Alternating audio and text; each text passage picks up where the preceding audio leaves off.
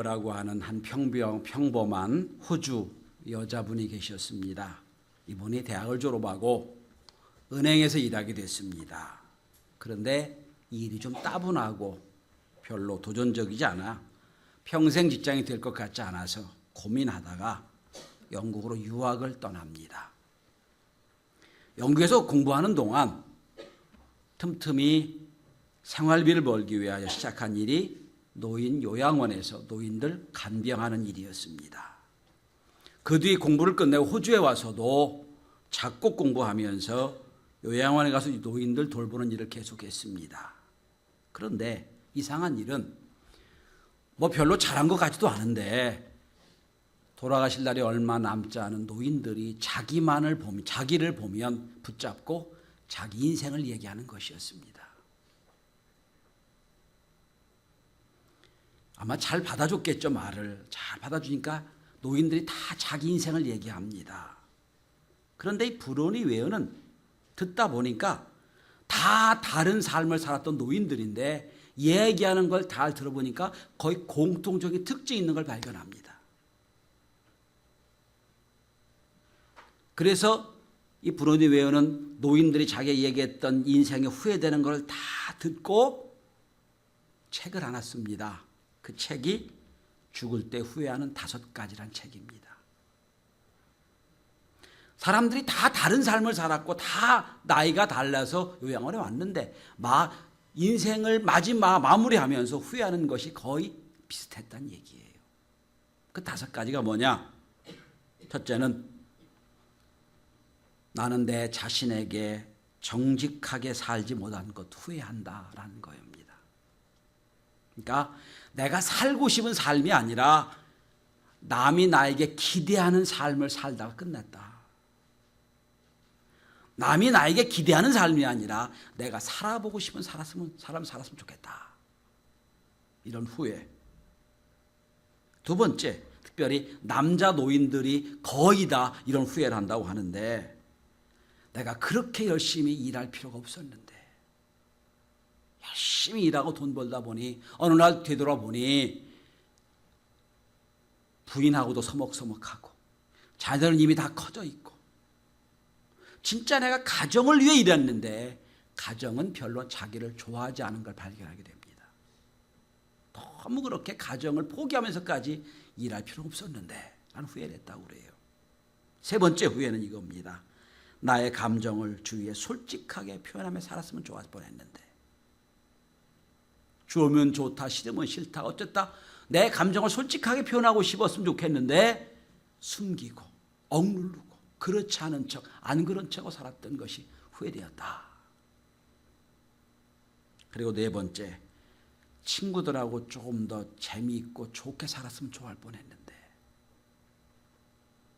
다들 죽기 전에 예수 믿는 사람들은 하나님을 찾고요. 예수 안 믿는 사람들은 친구를 보고 싶다는 얘기를 많이 했다고 그래요. 누굴 좀 보고 싶다. 아마 인생의 굿 프렌드가 참 필요한 것 같다는 생각을 합니다. 그리고 5번째 마지막은 행복은 결국 내 선택에 있었다라고 하는 겁니다. 내가 더 훨씬 행복하고 훨씬 좋은 인생을 살 수 있었을 텐데 내가 그때 바뀌지 않고 그때 변화되지 않고 주저주저 하다 여기까지 왔다. 결국 내 선택이 잘못됐다는 걸 후회하고 있다는 겁니다. 그녀는 말합니다. 죽을 때 그 아무도 돈을 더 벌어야 했었는데 라든지 더 큰 집에 살았어야 되는지 아니면 더 좋은 차를 몰고 다녀야 되겠다든지 후회하는 게 없다는 거예요.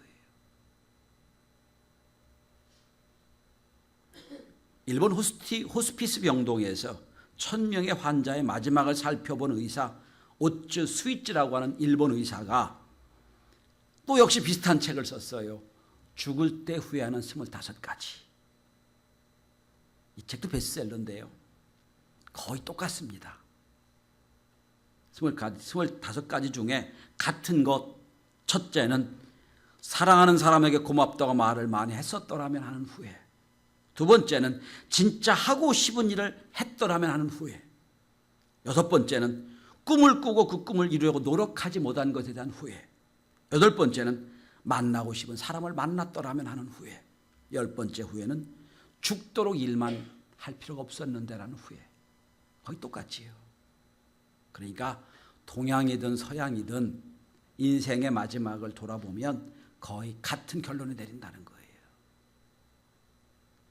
성도 여러분, 만약에 여러분들이 이제 하늘나라에 갑니다. 하늘나라에 가는데 마지막으로 하나님께 기도를 하고 하늘나라에 간다면 무슨 기도 하시겠어요? 어떤 기도가 하늘나라에 가겠어요? 어떤 분들 목사님 하늘나라 자신 없는데 라고 하는지 모르겠지만 자신 있다고 치고 무슨 기도 하시겠어요? 아마 우리가 드리는 날마다 드리는 그런 기도 안 할 거예요. 돈 많이 벌게 해주세요. 사업 잘 되게 해주세요. 이거 되게 해주세요. 이런 기도 안 할 거예요. 아마 더 본질적인 기도하게 될 겁니다. 하나님 제가 이렇게 살지 못했습니다. 후회하실지 모르죠. 본문은 예수님이 이 땅에서 올려드린 마지막 기도입니다. 17장 전체가 예수님의 고별 기도예요. 이 기도 끝나고 예수님 십자가에 못 박혀 돌아가십니다. 희생하십니다. 그러니까 이 땅에 드린 마지막 기도예요. 그런데 어떻게 보면 이 기도는 예수님이 지금 마지막 선교 보고를 하나님께 하나님 제가 이렇게 살았습니다. 하나님 이런 선교를 했습니다라는 선교 보고일지도 모르지요. 저는 이 본문을 통하여 오늘 우리에게 주님이 무엇을 원하시는가 생각해 보고자 합니다. 오늘 예수님 마지막 기도를 하시는데 그동안의 사역의 모든 중요한 일에 초점을 맞추십니다. 여러분 성경에 보면 예수님 사역이 많이 있었지요. 예를 들어서 예수님이 하나님 제가 마지막으로 기도하면 하나님 제가 죽은 사람 5명을 살렸고요. 하나님 제가 오병 이어서 2만 명을 먹였고요. 수많은 병자를 살렸습니다. 제가 가는 곳마다 놀라운 역사가 일어났습니다. 이런 선교보고 할 수 있었을 거예요. 우리가 보기에 그게 큰일이니까. 그런데 주님의 선교보고 마지막 기도는 그런 게 하나도 없어요. 전혀 없습니다. 우리가 보기에 그게 중요한 일이고 우리가 보기에 큰일이고 우리가 보기에 세상을 참 놀랍게 할 만한 놀라운 일인데도 거기 성경에 주님이 기도가 그런 게 하나도 없어요. 그리고 오늘 본문의 얘기는 하나님이 나에게 주신 사람을 이렇게 했습니다. 사람에 관한 보고입니다.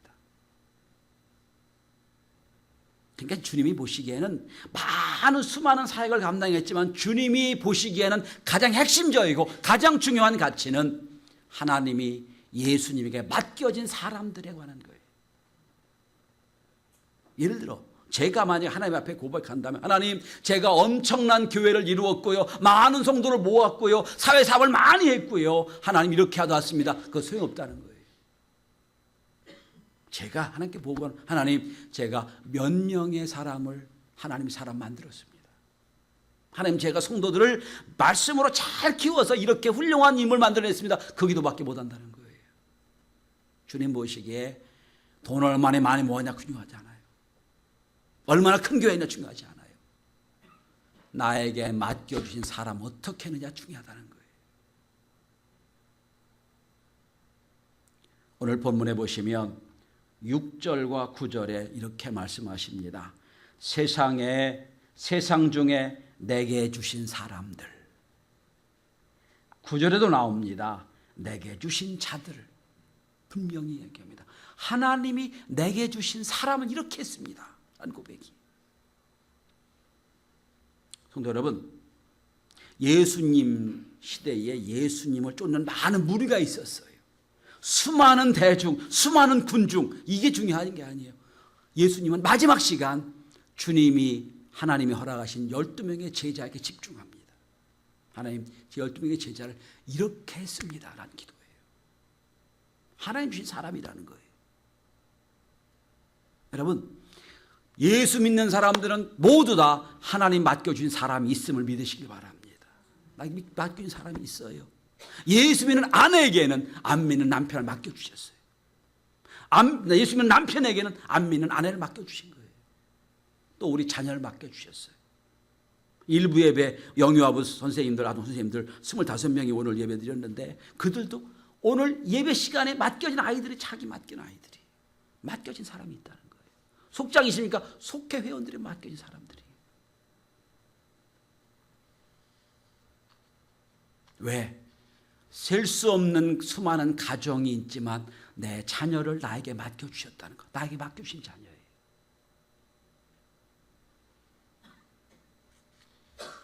어떤 여자 성도를 만나 얘기하다 보면 날마다 남편 탓을 합니다.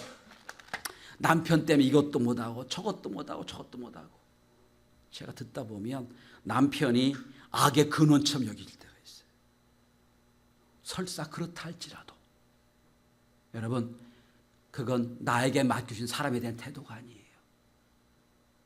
악의 근원이라도 축복의 근원을 만드는 게 나에게 맡겨진 사람의 태도예요. 저는 매 학기마다 대학원 강의를 합니다. 그런데 적으면 15명, 많으면 50명 강의를 해요. 주로 이제 최저가 10명, 15명이니까 15명, 20명, 그 다음에 50명까지. 근데 저는 그 대학원생을 만날 때마다 그런 인식을 합니다. 6개월 동안, 15주 동안 저에게 맡겨주신 사람들이라고 생각해요. 하나님이 저한테 한 1개월 한 학기 맡겨주셨어요. 그럼 한 학기 동안 하나님이 저를 통하여 저에게 주고자 하신 무언가를 전해야 되는 거예요. 하나님 나에게 맡겨주신 사람. 그래서 한편으로는 고맙고 한편으로는 감사해요. 왜? 많은 강의 중에 내 과목을 들어왔잖아요. 내가 전해줄 필요가 있어요. 그래서 저는 잘 가르쳐 못 가르치는 건 전 관계없고요. 한 학기 동안 제가 꼭 하는 건 50명이어도 꼭 제가 점심을 아니면 아침을 함께 먹습니다. 꼭 제가 식사를 한번 해요. 그리고 교제를 합니다. 그리고 강의뿐 아니라 세상 어떤 목회에 관한 거 함께 나눕니다. 어느 때는 그래서요, 학교에서 받는 돈보다 제 돈이 더 많이 들어갈 때가 있어요. 밥값 해야 되니까. 그런데 저는 그게 학생을 맡기신 하나님의 뜻이라고 생각해요. 맡겨주셨으니까. 여러분, 맡겨주셨다는 것은 그분이 나의 소유가 아니라는 얘기예요. 오늘 여러분 본문에 보시면 6절에도 보면 그들은 아버지의 것이었는데 9절에도 보면 그들은 아버지 것이로 소이다. 10절에도 보면 내 것은 아버지 것입니다. 내 게 아니라는 거예요. 내 마음대로 할 수도 없는 거예요. 잠시 동안 나에게 맡겨주신 거예요. 맡겨주셨기 때문에 내가 최선을 다하여 그들을 이끌고 그들을 세우고 그들을 성장시켜야 되는 거예요.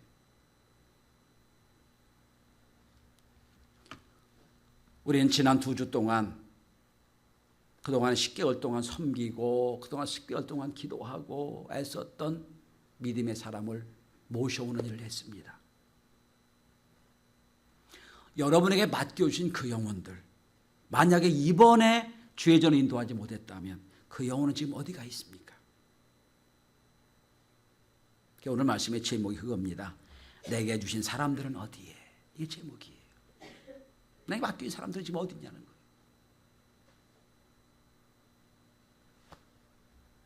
혹시 아직도 지금 내게 맡겨진 사람을 주의 전에 인도하지 못했다면 오늘 우리가 예수님이 12제자들에게 행하신 이 일을 우리가 교훈을 삼아야 될 겁니다. 예수님은 맡겨주신 12명을 어떻게 했느냐.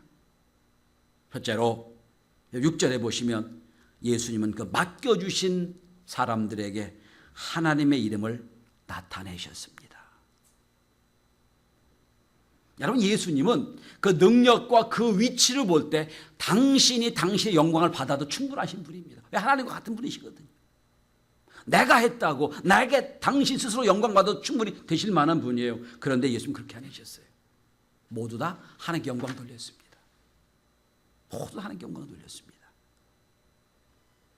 신앙인은 내 이름을 내는 게 아니라 아버지 하나님의 이름을 내는 것이 신앙인이에요. 오늘 주님 말씀하십니다. 그들에게 아버지 이름을 나타냈습니다. 높였습니다. 그런 뜻이에요. 여러분, 구약에서 이름은 존재 자체를 의미합니다. 아브라함이란 뜻은 아브라함의 존재됨이 있고요. 이삭, 웃음이란 존재가 있고요. 야곱, 속이는 자는 이 존재가 있어요. 이름 자체가 중요한 거예요. 그래서 여러분, 구약에서는 하나님 이름 함부로 못 불렀어요. 하나님 이름 대신해서 부른 게 뭡니까? 야훼, 여호와. 하나님 이름이 원래 자음밖에 없어요. 그래서 모음을 붙여서 부른 이름이 아도나이라는 이름이에요. 그렇게 귀한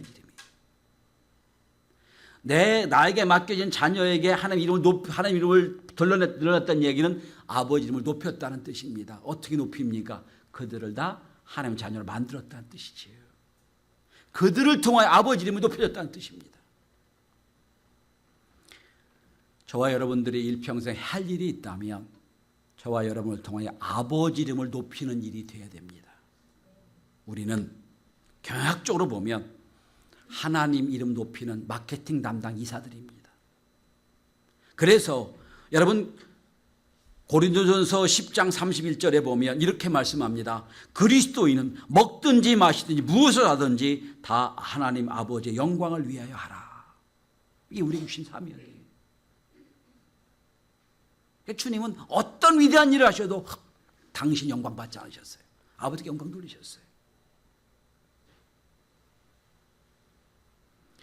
여러분, 여러분에게 주신 자녀들, 여러분에게 주신 사람들이 있다면 그들을 구원으로 이끌어서 그들로 하여금 하나님께 영광 돌릴 수 있도록 해야 됩니다. 그 사명이 우리에게 있어요.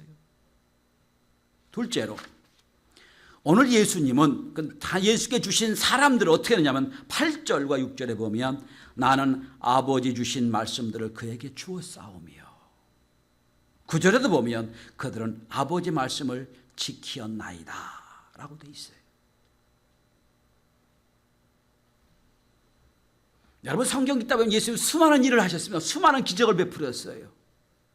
그런데 수많은 기적을 통해서 능력을 통하여 우리는 감동하고 참 은혜를 받습니다만 그건 중요하지 않다는 거예요. 예수님, 하나님 제가 나에게 맡겨주신 사람들을 말씀으로 잘 키웠습니다.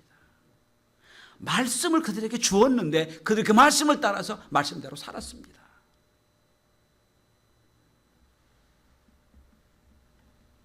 성도 여러분, 우리가 우리에게 맡겨주신 하나님의 사람들을 어떻게 하면 믿음으로 이끄느냐? 말씀을 전해줘야 됩니다. 그런데 여러분 내가 말씀을 전해주려면 내가 말씀이 충만해야 돼요. 내가 말씀이 없는 주제에 말씀 전할 수가 없잖아요. 그래서 여러분과 저는 늘 우리의 심령 속에 말씀이 충만해야 돼요. 그래야 말씀을 전달할 수가 있잖아요. 성경 한 번도 못 읽어보고 어떻게 성경 말씀을 전할 수 있습니까? 내가 말씀이 충만해야지. 여러분의 마음에 하나님의 말씀이 흘러넘쳐서 그 흘러넘치는 것이 여러분에게 맡겨진 사람들에게 연결되도록 하는 것, 그게 하나님께 영광 돌리는 일입니다. 전 우리 교회 성도들이 그래서 날마다 말씀으로 충만하길 바랍니다.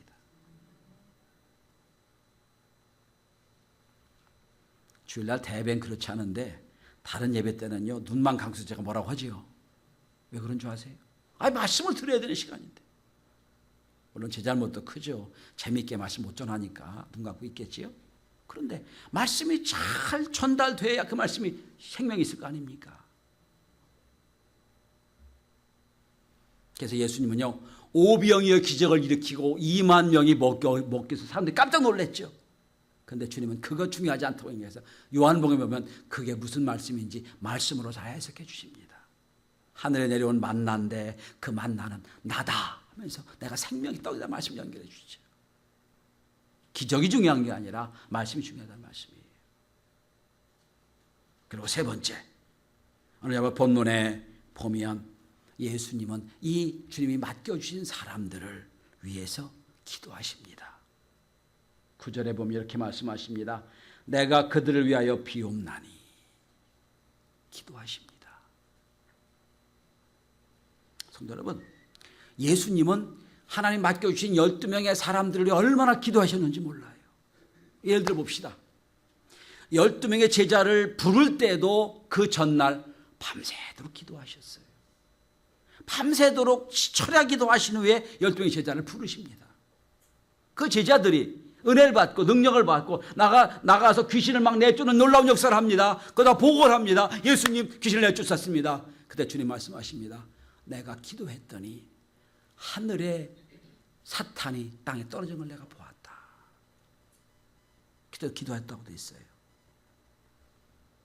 베드로가 주는 그리스도시요 하나님 사랑의 하나님의 아들입니다 위대한 신앙 고백을 할 때도 주님은 기도했다고 성경에 기록하고 있어요. 기도해서 네가 고백했다는 거예요. 심지어 베드로가 예수를 3번이나 부인할 때도 이렇게 말씀하십니다. 베드로야, 내가 다 굴기 전 3번 나를 부인할 거다. 근데 내가 너를 기도하고 있노라. 다 기도하셨어요. 오늘 그리고 예수님 마지막 기도 순간까지 그들을 위해 기도하십니다. 내가 그들을 위해 비옵는 것은. 크리스찬들이라면 누구를 사랑한다면 그 사랑은 기도로 표현돼야 됩니다. 기도하지 않는 사랑은 사랑이 아니에요. 또 진정으로 사랑하는 관계라면 기도하지 않을 수가 없을 겁니다. 여러분 누가 누구를 제일 사랑하시냐고요? 쉽게 하는 방법이 있어요. 누구를 위해 기도를 제일 많이 하십니까? 그 사람이 제일 사랑하는 사람이에요. 왜? 사랑하면 그 사람을 기도할 수밖에 없거든. 오늘 예수님 12명을 사랑하십니다. 그래서 그 제자를 위해서 기도하시는 거예요. 마지막까지 기도하십니다. 내가 비옵는 것은 이 세상을 위함이 아니요 내게 주신 자들을 위함이니이다.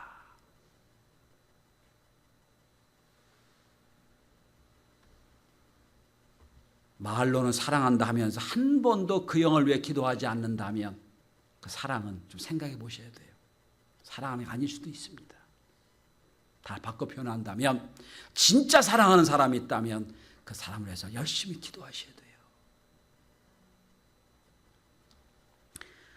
일부 예배 오시는 우리 교회 어느 집사님이 계세요. 근데 그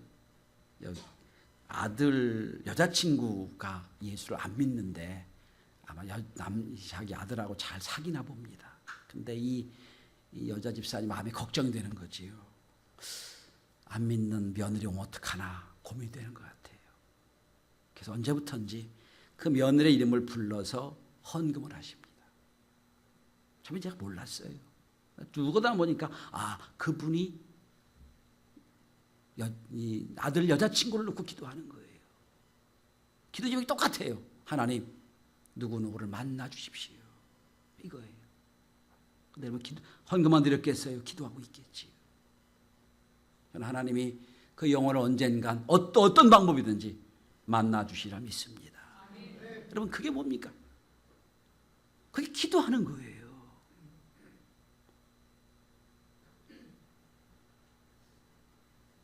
올해 우리는 연초에 하나님 제가 이런 분을 전도하겠습니다라고 이런 분을 작정하겠습니다. 이런 분을 제가 영혼 권하겠습니다라고 올려드렸습니다. 이름들이 있어요. 커피도 먹고 밥도 먹는 거 중요합니다. 해야 됩니다. 진짜 중요한 게 있다면 진짜 내 영혼만큼 기도해야 돼요. 여기 집사님 중에 남편을 구원하기 위해서 애쓰는데 못 듣는 분도 있어요. 그럼 제가 하나 팁을 가르쳐 드릴게요. 이건 남편이 나를 사랑하느냐를 볼 수 있는 팁도 될 겁니다. 우리는 예수 믿는 사람은요, 내 힘으로 안 될 때 하는 방법이 하나 있어요. 이건 내 힘으로 하는 게 아닙니다. 내가 밥을 10그릇, 100그릇 먹어도 이건 안 됩니다 라고 할 때 하는 것, 밥을 안 먹는 거지요. 여러분 내 남편 구원해야 되는데 도대체 말을 안 들어. 작정하고 한번 금식하며 기도해 보세요. 어느 날 갑자기 내 부인이 밥 안 먹고 왜 안 먹냐고 했더니 모른대. 왜 그런지 모른대. 근데 딱 생각이 들잖아요. 그렇게 한번 3일만 굶어 보십시오. 그러고도 남편이 안 돌아온다. 그럼 생각해 보셔야 돼요. 진짜 사랑하는지 안 하는지. 근데 그런 것도 안 해보고 말만 나온다. 절대로 안 됩니다, 여러분. 기도가 그렇게 연결되는 거예요.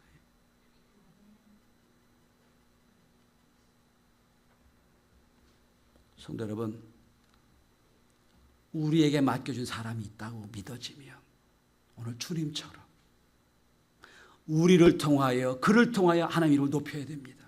나타내야 됩니다. 두 번째로 말씀이 절단되도록 잘 연결해 줘야 돼요. 내 먼저 말씀이 내 속에 살아있어야 돼요. 세 번째, 그를 위하여 오늘 본문의 말처럼 기도해야 됩니다. 주님이 이렇게 고백하는 거예요. 제가 이렇게 했습니다. 뭐 사람을 살렸다는 보고도 아니고 놀라운 이적을 했다는 보고도 아니야. 그런 보고 하나도 없어요. 마지막 사람을 위한 보고예요. 하나님 맡겨주신 사람을 이렇게 했습니다. 그리고 맨 마지막 10절 한번 보십시오. 그래서 그들을 통하여 영광 받았습니다. 그런 고백이에요. 10절에 보면 내가 그들로 말미암아 영광을 받았나이다. 이렇게 키운 11명의 12명의 제자 중에 하나는 배반하고 갔지요. 11명의 제자들. 이때도 몰라요. 나중에 성령 받고 나서 새로워져 가지고 진짜 하는 영광 돌리는 일이 벌어지지요. 정신분석학자 프로이드는 사람이 사람답게 살 수 있는 것은 딱 두 가지면 된다 그랬어요. 첫째, 사랑하는 것, 사람을 사랑하는 것. 둘째, 내가 해야 될 일을 하는 것. 이것이 사람된 조건이라고 했어요. 켄 플랜차드라는 분이 계세요. 소위 뭐 칭찬은 고래도 춤추게 한다. 뭐 경호, 일본 경영이란 책으로 세계적인 베스트셀러가 된 분입니다. 이분이 리드 라이크 지저스, 예수님처럼 리드하라는 책을 썼어요. 그 책에 보면 이런 말이 있습니다. 누구나 인생을 마치게 될 때 하나님이 우리에게 제시하시는 인생 기말고사가 있다는 거예요. 인생 기말고사. 기말고사에 문제가 누구나 다 열려진 문제라는 거예요. 다 알려진 문제가 있다. 그 문제는 두 가지다. 첫째, 예수님과 함께 무슨 일을 하다 왔느냐 하는 질문이라 합니다. 너 인생을 살면서 주님과 함께 무슨 일을 하다 왔느냐. 둘째로, 너에게 주어진 환경을 통해 최선의 역량을 발휘하다 왔느냐. 인생을 다 발휘하다 왔느냐. 그 두 문제를 받게 될 거다.